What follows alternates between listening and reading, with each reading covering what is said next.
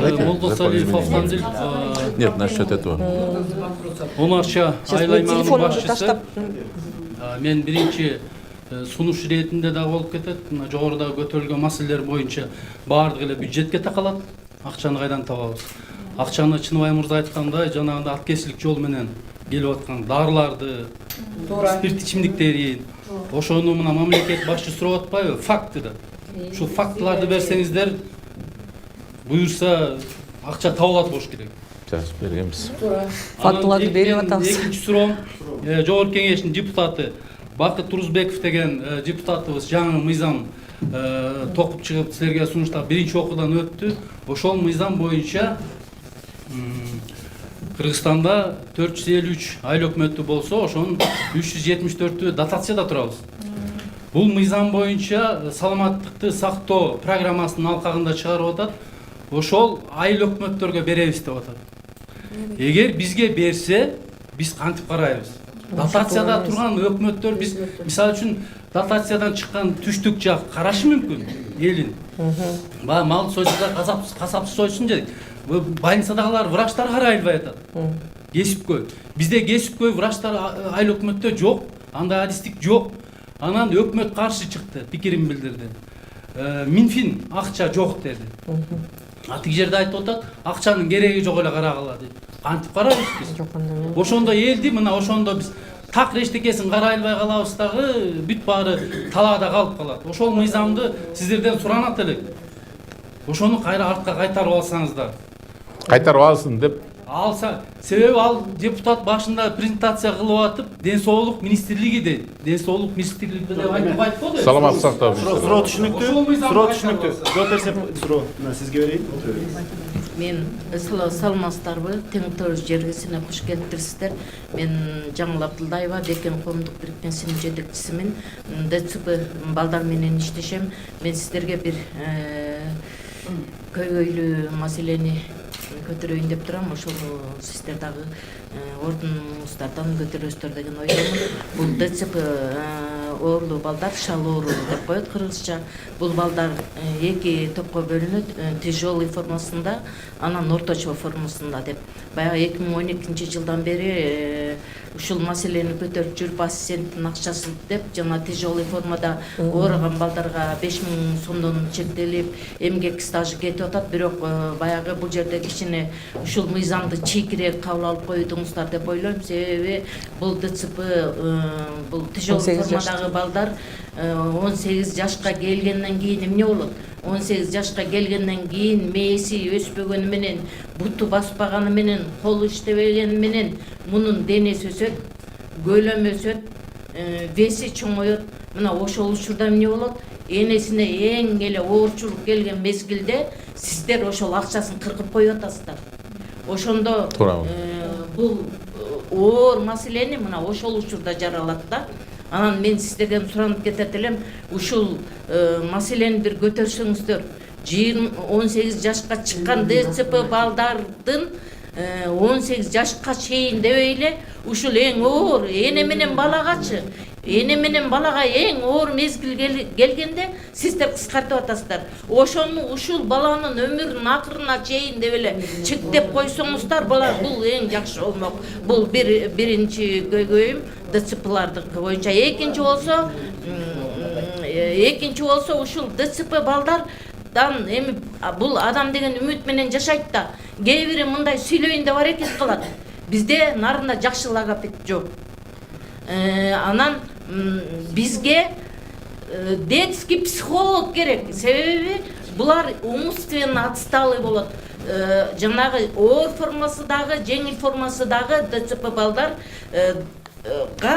сөзсүз детский психолог сөзсүз керек. Буларга сөз керек. Анан бизде массажист бар. Ушул ДЦП балдарды массаж кылган өзү дагы майып бала. Бизге атайын точкаларга жазалган мореки жалда ДЦП балдарга жазаган массаждер бар, өтө кыйын. Ошондой массажист болсо, биздин ушул балдардын кээ бир аракети бар, жөндөмү бар, балдардын басып кетет деген үмүтүбүз бар. үмүтүбүз чоң да. Ошон үчүн мен сиздерден суранып кетем, айрыкча жанагы балдардын 18ге чыкканда оор мезгил, өткөл, өтө кыйынчылык мезгил келгенде эне менен балага бир жеңилдик жок дегенде акча жагын карап койсоңуздар, энеси кантип көтөрөт килтеген баланы, ушул жагын бир ойлоп койсоңуздар. Анан Чынобай Акынович, мен сизге ушу шал оорлуу балдарга ар дайым колдоо көргөзүп, жеңил жерден оорун колдон алып, ушу балдар үчүн ушу эмгегиңизди аябай келатасыз. Сизге чоң ушул ДЦП балдарды баккан энелердин атынан сизге терең ыраазычылык билдирип кетет элем. Очень организованно, пожалуйста, останьтесь еще, у нас много вопросов к вам, Наталья. Просьба. Саламатсыздарбы, бүгүнкү жыйындын катышчылары, Жогорку Кеңештин депутаттары, саламатсыздарбы. Мен Нарын шаарындагы мүмкүнчүлүгү чектелген күн чырагы коомдук бирикмесинин жетекчисимин. Бизде 115 майып каттоодо турат. Биз алардын көйгөйүн чечерди көптөгөн жергиликтүү бийликтер менен иштеп келе жатабыз. Бирок ушул жерде быйылкы жылы балдарды колдоо жылы дегенде бизде кичинекей балдарыбыз ушул больницадан район болобу, шаардык болобу ушул больницаларга барышат. Бул жактагылар Бишкекке жиберишет. Өздөрү ДСП балдарыбыз да бар. Аларды көтөрө албай, же берки ооруган балдарын көтөрө албай, же акча каражаты жок, Бишкекке жете албай, аяка барганда да бир киши сүйрөп жүрүш керек, больницаны иштеш керек. Аяка барып жатып, ар кимден акча сурап кыйналып келип атышат. Ошол комиссия түзүп эле, ошо Бишкекке жибербей эле, ушул жерден карап эле, буякта чыгарган диагнозду шаарда эле окшош эле чыгарып атышат да, аябай убара болуп атышат. Эми бул жер дагы айта турган сөздөрүбүз, көйгөйлөрүбүз толтура. Ушул жерде мына Кыргызстанда алакандай эл жашайт экенбиз, 6 миллион эл деп коебуз, 3 миң болсо ар кай жерде, ар кайсы мамлекетте жан багыш үчүн, буякта үй бүлөсүн багыш үчүн жүрүп атат. Орустарга барып, орустардын жерин ичип туруп атат, орусча сүйлөп, түрккө барып, түркчө сүйлөп, буяктагы балдарын багып жашап атат. Кыргызстан жакшынакай өчүбүз бай, суубуз турат, майыбыз турат, алтыныбыз турат, бирок жете албай койдук. Ушул жерде мына 115 майыбыз азыр барып көрсөңүздөр болот. Же жаккан отуруу жок квартирада ооруган балдар турат, жегенге наны жок, уну жок турат. Ар кимден спонсор болуп, тинден сурап, мындан сурап эптеп кыштан чыгарып келатабыз. Анан мынакей өчүбүздүн агабыз турат, чындыгында көптөгөн майыптарга жардам берип келатабыз. Күн чырагындагы 115 балага дагы унуңуздан, майыңыздан кичине жардам кылып койсоңуз дагы сизге жол калбай жүрөм да. Анан да мындан сырткары дагы бир көйгөйүн айтып кетейин. Бизде деген Калбагыз Карлаш деген келинибиз бар. Мына 19-20 эле чыкты, биринчи баласын төрөдү. Төрөгөндөн өсүп оорукчан, бала жакшынакай эле туруп аткан. Ал мына 2-ге чыккан эле шал оорусу, колу буту кыймылдабай калды. Көлгө чейин, Чолпон атага чейин алып барып спонсор таап 5 күн салдырып келдим. Бирок дагы боюнда бар экен. Аны деген барып сактан дегенмин. Сактанып барып көрүнсө, буяка женский врачка барып көрүнөт, боюңда жок деп коет. Андан кийин анан 2-3 ай болуп дагы көрүндү, сактан десек, барат дагы ал жерден тиги боюнда бар экен, болбой калды деди. Бирок ал азыр кыйналып төрөп атат. Больницада энеси азыр акыбалы оор жатат. Бирок ошону деген эмичи, ал балачы эми ошол жерден мүмкүнчүлүгү чектелип төрөлөбү, соо төрөлөбү, ал төрөй берсин, Кыргызстан санын көбөйтө берсин. Бирок ушул кыйынчылыгы мүмкүнчүлүгү чектелип төрөлгөн оор болуп калып атат да. Анан ушул жагында байкасак, больницага вообще жата албай калды. Эпилепсия дегендер жатпай калды. Себеби деген өкмөт чыгарган закон, алар деген жатканга болбойт экен. Анан эпилепсия болуп баргандар мындай жатып атат. Давление болду, кандырос болду, анан давление түштү деп жатып атабыз. Муну ким чыгарган закон экенин билбейбиз. Сиздер болсо министрлер тепкилеп атабыз дейсиздер. Буяктарды ким тепкилейт билбейбиз. Рахмат. Депутаттар чече албай турган маселелерди айтылып кетти, бирок Чынобай Акынович сизге кайрылуу да болду. Кыскача эле жардам бере аласызбы? Анан кийинки сизге берем. Кыскача суроо берип коебуз.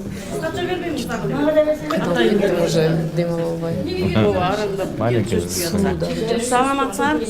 Келгениңерге чоң рахмат, бирок могу медицина кызматкерлеринин келси болмок. Алар оорубай эле ушул жерде маселенин көптүгүн билип эле коркуп качып калды. Ооруп аткан губернаторубуз эле больницадан чыгып келип катышып атпайбы буякта? Туура эмес да. Чындыгында ошо медиктер келсе болмок. Бүт эле силер жооп берип атасыңар. Силер медик эмессиңер, туура. Биринчи мындай болуп атат да, биринчи көйгөйлүү маселени айтайынчы. Жана травма болуп атпайбы? Мына авария көп, тайгаланып жыгылган көп, жарака көп кетет. Мына биздин больницага барса, ошого темир салганда эскиси 10 000 сом, жаңысы 20 000 сом деген элге аябай неме болуп атат да, буга эмне тендер жарыяланып ушул мындай медицина тарабынан берилбейт да бияка. Кайсы больницада? Травматологияда, Травматологияда. сыныктарга ушундай болуп атат. Эскиси 10 000 сом деп салат, жаңысын 20 000 сом деп. Бул дагы анан жана тиги вирус жер суунун баарын каптап атпайбы? А эмне биздин граница ачык дейм да, же биздин деле кете беришибизди каалап атат. Эмне жок бербейм мен азыр көп маселем бар менин.